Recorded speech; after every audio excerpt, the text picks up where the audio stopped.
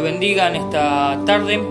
Damos comienzo a este discipulado. Seguimos con el libro de Efesios en el capítulo 3.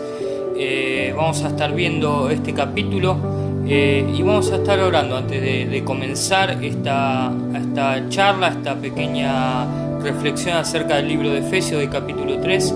Vamos a estar orando por todas las necesidades ahí en tu casa, donde estás, donde me estás oyendo. Cerrá tus ojos, pone tu mano en el corazón y habla con el Señor. Habla con el Señor Jesucristo, que Él te oye. Él oye a todos sus hijos y a aquellos que tienen necesidades.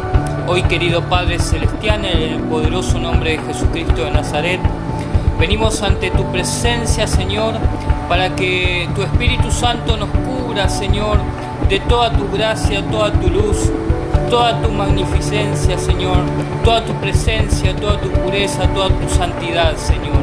Ponemos, Señor, ante ti nuestras vidas, nuestras necesidades, Señor, la vida de todos aquellos que nos rodean, Señor, nuestros prójimos, nuestros familiares, nuestros hijos, Señor. Ponemos, Señor, la vida de aquellos que están pasando necesidades en este tiempo, Señor. Esas necesidades, Señor, que están guardadas en el corazón, Señor, que hace tiempo que son una carga para nosotros, Señor. Ahora en este momento lo dejamos ante ti, Señor, ante tus pies, Señor. Porque tu palabra dice: venid a mí aquellos que estéis cargados y trabajados, que yo os haré descansar, Señor. Queremos descansar, Señor, de todas estas cargas. Las ponemos ante ti, ante tus pies, Señor, para que tú las resuelvas, Señor, en este tiempo. Para que nos des esa paz que sobrepasa todo entendimiento, Señor. Esa paz que proviene de ti, esa paz que nos da el Espíritu Santo, Señor. Tu Espíritu que nos ministra día a día, Señor. Te queremos agradecer, Señor, y que nos santifiques y que nos bendigas, Señor, a través de esta tu palabra, Señor, que ha escrito el apóstol Pablo, Señor, que ha escrito el Espíritu Santo a través de él, a través de este apóstol, dado a los gentiles, dado a las naciones, Señor, que podamos comprender tus pensamientos, lo que está en tu corazón, Señor, lo que tú has mandado a través del Espíritu, Señor. Bendecimos a aquellos que están en sus hogares, en sus casas, Señor, en este tiempo, que nos están oyendo, que están viendo, Señor, este video por internet, por Facebook, por Instagram, por YouTube. Señor, que estés bendiciendo cada vida y cada corazón. Desde aquí bendigo a todos los hermanos, a todos los oyentes, en el poderoso nombre de Jesucristo, que es nombre sobre todo nombre. Amén y amén. En el capítulo 3 podemos ver como título Ministerio de Pablo a los gentiles. Esto habla un poco del llamado de Pablo, del llamado apostólico, de su ministerio, ¿sí?, dado a los gentiles, ¿sí? Al principio él perseguía a la iglesia, esto ya lo sabemos, lo vemos en el libro de Hechos de los Apóstoles, pero sin embargo, cuando él tiene un encuentro personal con Jesucristo, su vida cambia radicalmente. Pasa de perseguir a la iglesia a llevar el evangelio a todas las naciones. Toda Asia quedó cubierta con la palabra del Señor. Y el primer versículo dice así: por esta causa yo, Pablo, prisionero de Cristo Jesús, por vosotros los gentiles.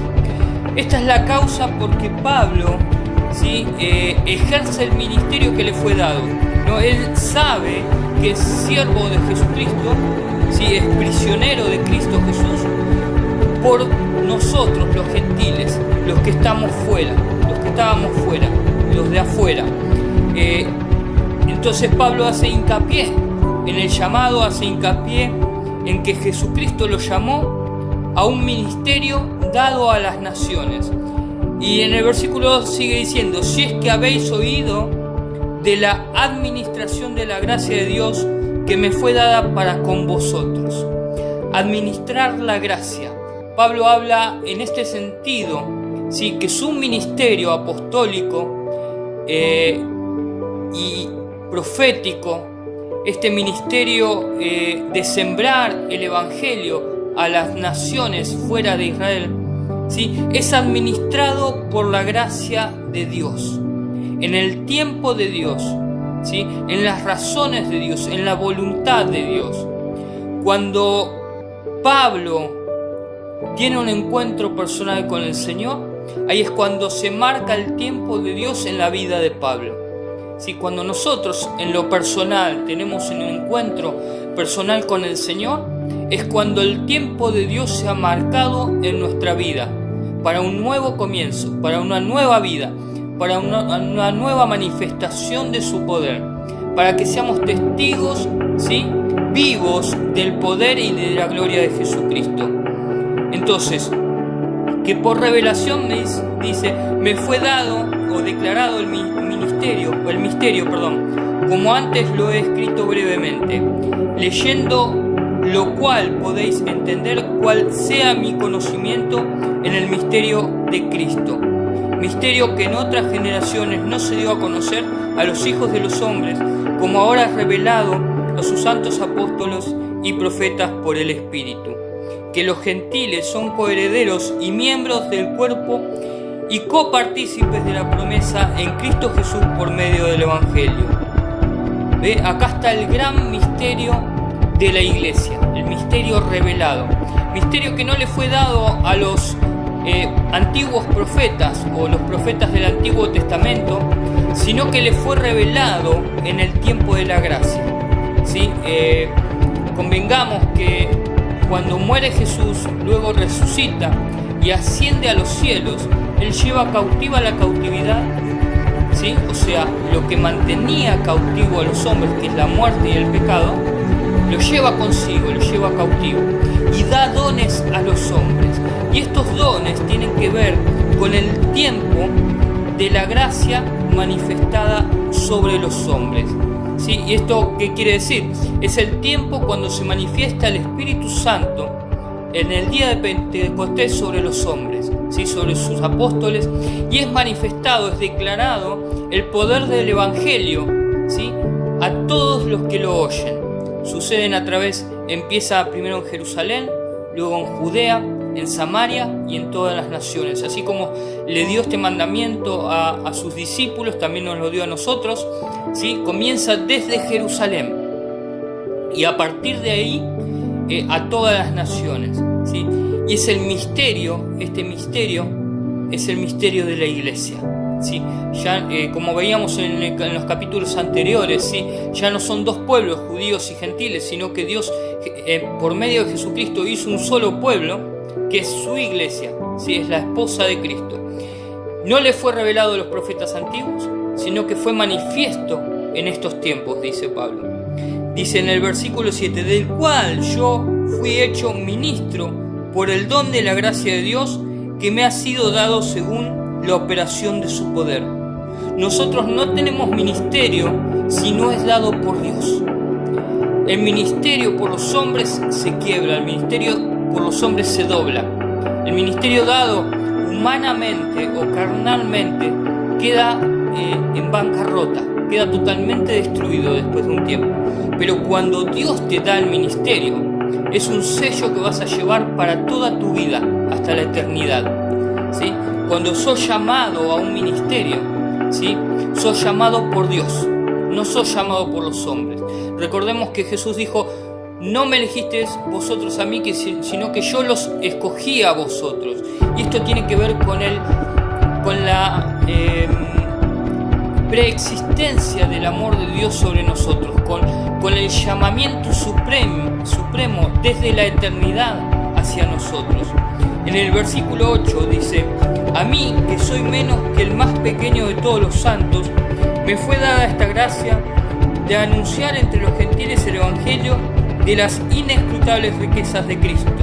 Acá Pablo hace alusión a su persona en primer lugar, diciendo que es el más pequeño de todos los santos, ¿sí? A él le fue dado esta gracia del ministerio a los gentiles, ¿sí?, de llevar el Evangelio, porque el Evangelio es poder de Dios. Y este Evangelio iba delante de Pablo, ¿sí? Se anunciaba por sí mismo prácticamente, con señales, prodigios, maravillas, milagros a través de él, a través de la palabra, del Evangelio, del poder. Eran libradas las mentes que estaban cautivas, ¿sí? En el versículo 9 dice: y de aclarar a todos cuál sea la dispensación del misterio escondido desde los siglos en Dios, que creó todas las cosas, para que la multiforme sabiduría de Dios sea ahora dada a conocer por medio de la Iglesia a los principados y potestades en los lugares celestiales. Acá vamos a hacer un parate, ¿sí? Y de aclarar, o sea, poner claridad al llamamiento supremo primeramente, ¿sí?, del ministerio a los gentiles, de aclarar el tiempo en el cual Pablo estaba viviendo, de aclarar los tiempos en los cuales estamos viviendo hoy también, porque es el tiempo de la gracia, desde Pentecostés hasta la segunda venida de Cristo o el arrebatamiento de la iglesia. Es el tiempo de la gracia, es la dispensación de la gracia que Dios puso sobre nosotros, ¿sí? Un misterio que estaba escondido en Dios, ¿sí? No en los hombres, sino en Dios, ¿sí? Para que la multiforme sabiduría de Dios sea ahora dada a conocer por medio de la iglesia a los principados y potestades en los lugares celestiales. ¿A través de quién es dado a conocer este misterio? A través de la iglesia. Dios obra en la iglesia. Dios obra a través de la iglesia. Dios no deja de obrar a través de la iglesia. No hay llaneros solitarios por ahí. No hay hombres aislados fuera de la iglesia. Uno de los principales y de los 7 bautismos, ¿sí?, es el bautismo en la iglesia. El bautismo significa sumergir, meter dentro. Nosotros fuimos bautizados en la iglesia por el Espíritu Santo. Fuimos sumergidos, metidos dentro de la iglesia, metidos dentro del cuerpo de Cristo. ¿Para qué? Para que se manifieste el poder de Dios a través nuestro. Y esto no solamente a los hombres, sino a los principados y potestades en los lugares celestiales. Y el versículo 11 dice algo así: conforme al propósito eterno que hizo en Cristo Jesús nuestro Señor, en quien tenemos seguridad y acceso con confianza por medio de la fe en Él. Por lo cual pido que no desmayéis a causa de mis tribulaciones por vosotros, las cuales son vuestra gloria, conforme al propósito eterno de Dios.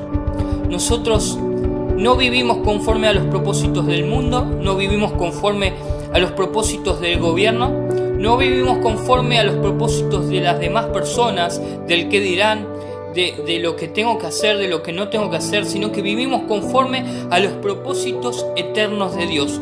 ¿Por qué? Porque nuestra esperanza está puesta en Cristo. Nuestra esperanza va más allá de lo que nosotros podemos ver, oír y creer, ¿sí? Porque Él nos bendice más allá aún de lo que nosotros podemos pedir o creer en el Señor, ¿sí? Porque el Señor está en nuestra vida y el poder del Evangelio se manifiesta en nuestra vida. Y es manifiesto no solamente al mundo, sino a los gobernantes, a los principados y a las potestades celestiales, ¿sí? En Cristo Jesús está este propósito eterno. Fuera de Él no tenemos otro propósito en la vida, sino en Cristo Jesús, en quien tenemos seguridad, dice, seguridad. ¿Sí? Si nosotros tenemos algo de valor, ¿sí?, algo muy valioso, algo material o alguna joya, algo, lo primero que hacemos es resguardarlo dentro de una caja de seguridad. Y así nosotros nos sentimos seguros de que esa cosa de valor, ese elemento de valor, va a estar guardado seguro. ¿Por qué? Porque hay una clave, una contraseña, algo para poder abrir esa caja fuerte. Si no, no se puede abrir. O lo ponemos en un banco donde hay seguridad, cajas de seguridad, ¿no? Entonces la seguridad que nosotros tenemos en Cristo Jesús es mucho más grande que todas estas manifestaciones de seguridad humana, ¿sí? No hay nada seguro aquí en el mundo. El trabajo no es seguro porque el día de mañana te quedas sin trabajo y ya no lo tienes, ¿sí? Tu vida no es segura porque hoy vives y mañana puedes no despertarte. Entonces, lo único seguro que tenemos nosotros es la fe en Cristo Jesús. Lo único seguro que tenemos es su propósito eterno en nuestra vida. Lo único seguro que tenemos es su amor eterno sobre nosotros. Lo único seguro que tenemos es su misericordia sobre nosotros que se renueva cada mañana. Él es nuestra seguridad eterna, en quien tenemos seguridad y acceso con confianza. Nosotros podemos entrar a algún lugar, tener acceso a algún lugar, pero no tenemos confianza porque no nos conocen, ¿sí? Aquí tenemos acceso con confianza porque nos conocen. ¿Y cómo nos conocen? Nos conocen como hijos de Dios. Antes éramos extraños al reino de Dios, mas ahora somos hijos de Dios, ¿sí? Adoptados por su gracia, por su amor, por su misericordia, a través de la muerte y la resurrección de su Hijo Jesucristo. Tenemos acceso con confianza. Con confianza podemos acceder al Padre. Con confianza podemos ir a los pies de Jesucristo. Con confianza podemos ir y hablar a nuestro Padre eterno. Dice, por medio de la fe en Él. ¿En quién tengo que depositar mi fe? En Él. No tengo que depositar mi fe en las cosas de este mundo. No tengo que depositar mi fe en las cosas de esta tierra. No tengo que depositar mi fe en mí mismo, porque muchas veces yo mismo me fallo, porque muchas veces yo mismo me traiciono, porque muchas veces yo mismo tengo que luchar contra la carne y contra el viejo hombre para poder mantenerme en santidad. Día a día tengo que luchar, ¿sí? Nuestra fe está en Él. Ahí hay seguridad de que nuestra fe va a ser valorada, de que nuestra fe va a ser galardonada, de que nuestra fe va a ser premiada, de que nuestra fe va a ser pulida como el oro, de que nuestra fe va a ser apreciada por el Padre, por el Señor Jesucristo, por el Espíritu Santo, de que nuestra fe va a ser gloriosa, porque nuestra fe es ese brazo que se toma fuertemente del brazo del Padre y no lo suelta, al igual que el Padre no nos suelta a causa de nuestra fe. Nuestra fe es la que mueve el brazo de Dios a favor nuestro. Por eso hay confianza, por eso hay seguridad, por eso hay acceso, ¿sí? Por eso tenemos acceso por medio de la fe en Él, ¿sí? El versículo 14 ya empieza con otro título, el amor que excede a todo conocimiento. Recordemos que los griegos, ¿sí?, basaban toda su vida en el conocimiento mental, en la lógica, ¿sí? Y el amor que Pablo les presenta, ¿sí?, a la ciudad de Éfeso, a la iglesia de Éfeso, va más allá de lo que ellos pueden conocer o entender. Va mucho más allá del conocimiento del amor humano, va mucho más allá del conocimiento del amor natural, va mucho más allá del conocimiento del amor individual de cada persona. ¿Por qué? Porque acá está hablando de un amor supremo. Está hablando de un amor que excede todo conocimiento y toda lógica, ¿sí? Yo siempre recuerdo algo cuando estamos en las clases del discipulado, que yo siempre fui el tipo más duro de convencer, ¿sí? ¿Por qué? Porque no quería saber nada, absolutamente nada con Dios. A pesar de que estudié para cura, de que conocía las Escrituras, pero nunca había tenido un encuentro personal con el Señor. Y cuando el Señor se me presenta, se me empieza a manifestar con milagros, con bendiciones de amor. Y yo sabía que era Dios amándome. Y lo primero que yo le decía al Señor era, ni se te ocurra, Señor, amarme. Y lo primero que Dios hacía era manifestarse con amor. Y el amor que excedía mi conocimiento terminó venciéndome, terminó doblegándome. Es como la gota que cae sobre la piedra, que termina con el tiempo partiéndola. El amor vence porque Dios es amor. Dice en el versículo 14, por esta causa, yo, Pablo, dice, doblo mis rodillas ante el Padre de nuestro Señor Jesucristo. Doblo mis rodillas. ¿Cuántas veces he doblado las rodillas delante de Dios? ¿Y cuántas veces he dejado de doblar mis rodillas delante de Dios? ¿Cuántas veces más tengo que doblar mis rodillas delante del Padre? Toda mi vida debo doblar mis rodillas delante del Padre. Toda mi vida debo sujetarme al Señor. Toda mi vida debo humillarme ante presencia de Dios.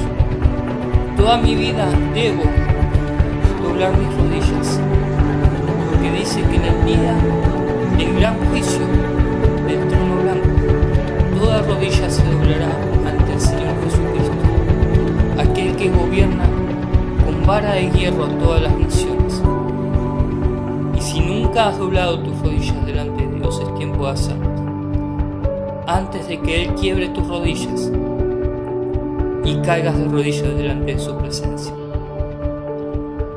Hace un tiempo yo recordaba la historia de un centurión romano llamado Juliano, que salía a perseguir a la iglesia, y cada vez que salía a perseguir a la iglesia levantaba su espada contra el cielo y decía: contra ti, Galileo, hablando de Jesucristo, ¿no? Salía a perseguir a los cristianos y matarlos, meterlos presos, llevarlos al Coliseo para que sean devorados por los leones, por cocodrilos también.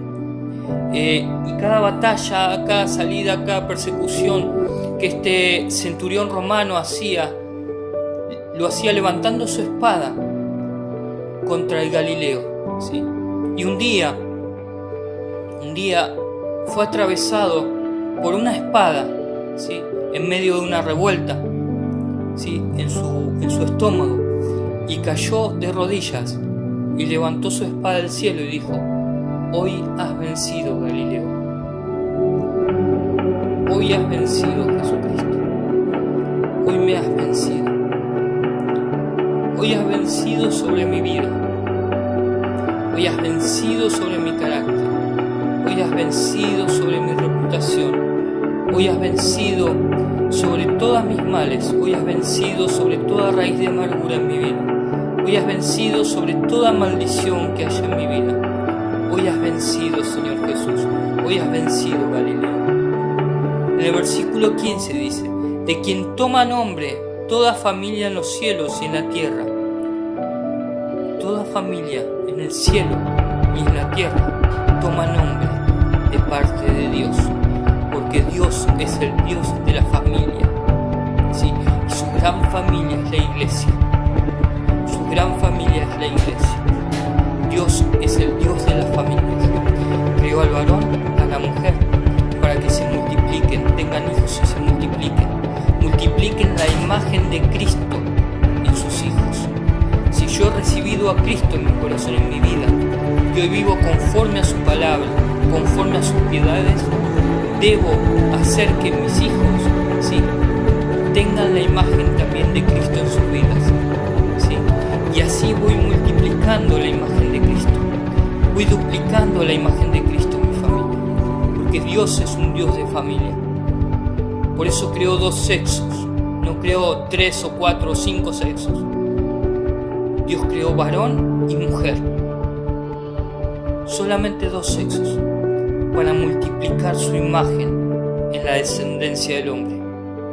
Y eso es lo que tiene que hacer la iglesia: multiplicar su imagen en la descendencia de los hombres, multiplicar la imagen de Cristo en la descendencia de nuestros hijos, porque Dios, ya repito nuevamente, es un Dios de familia.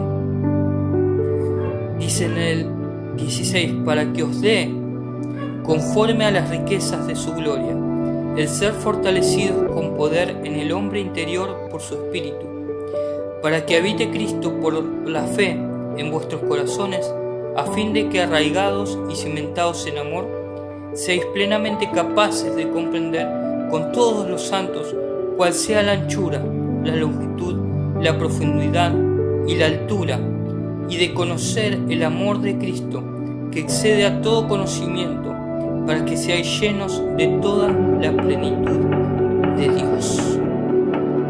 Para que os dé. Recibimos siempre de Dios.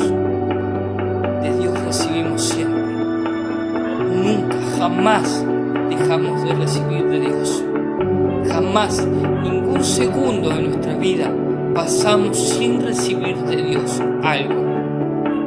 Simplemente tenemos que abrir los ojos y ver que Dios está con nosotros. Y si Dios está con nosotros, ¿quién contra nosotros? Él nos da conforme a la riqueza de su gloria. no nos da cualquier cosa.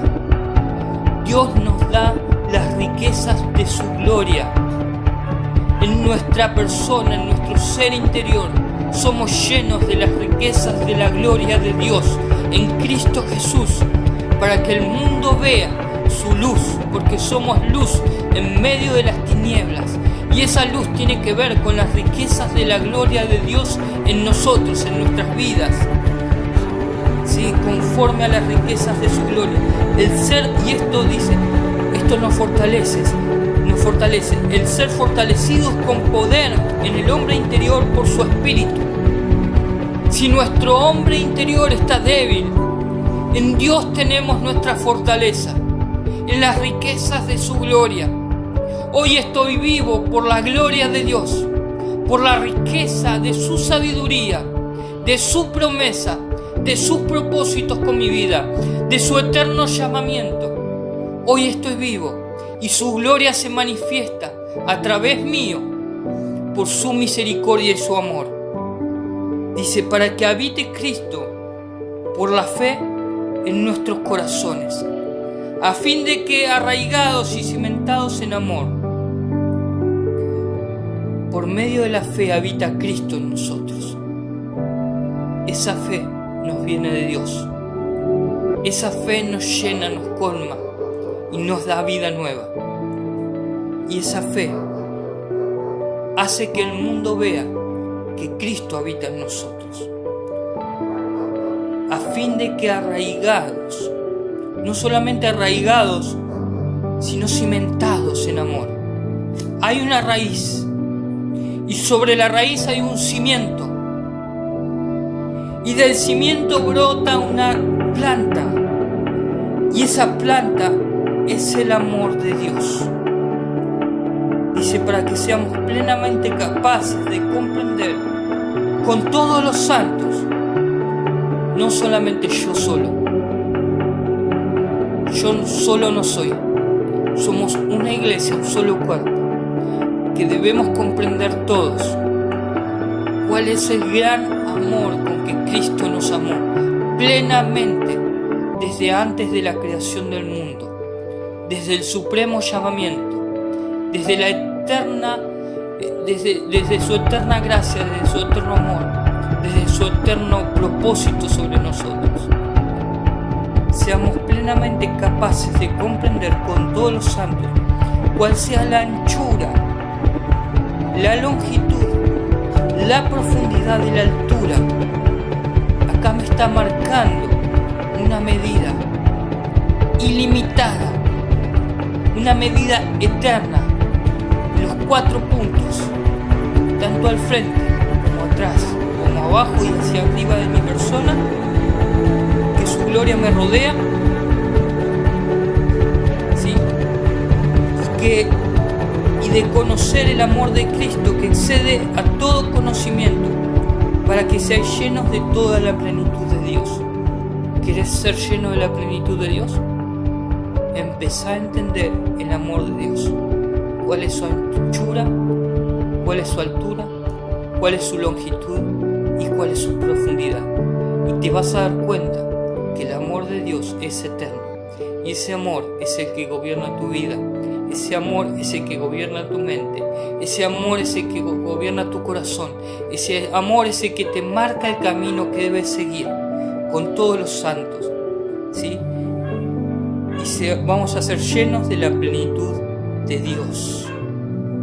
Llenos de la plenitud de Dios.